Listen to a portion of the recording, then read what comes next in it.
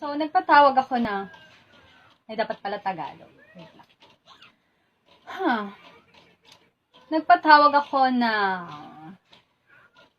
pagtitipon.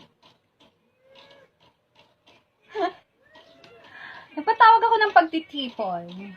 Kailangan nating pag-usapan ang problema ng ating bansa.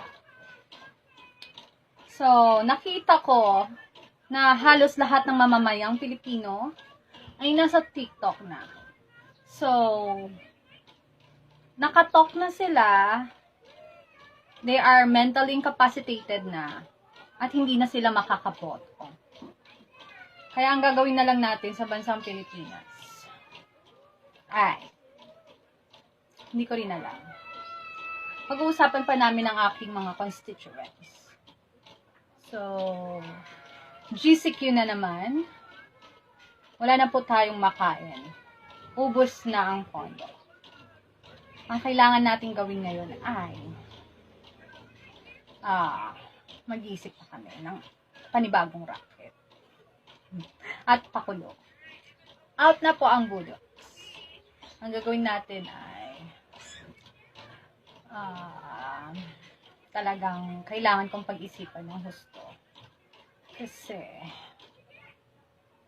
si Crispin at Basilio, ang aking mga anak, malapit na tayong maging Maria Clara, ang Pinong-Pino. So, magre-review tayo ngayon ng ating Rizal class. Si Padre Damaso, sino ba ba? Si Maria Clara, si Padre Damaso. Basta. Si Kapitan Tiago. Ayan, magkakatropa yung mga yan. I love you, Philippines!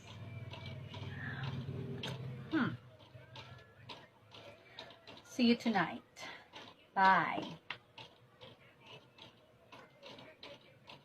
Muchas gracias.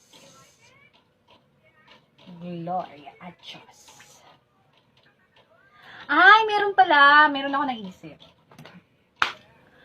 No limit ang hire. Anong ibig sabihin nun? Touch me not.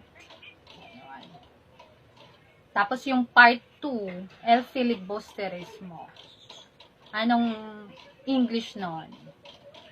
Now you can touch me. Charot. Babay na nga. Daming alam, Madam Oro.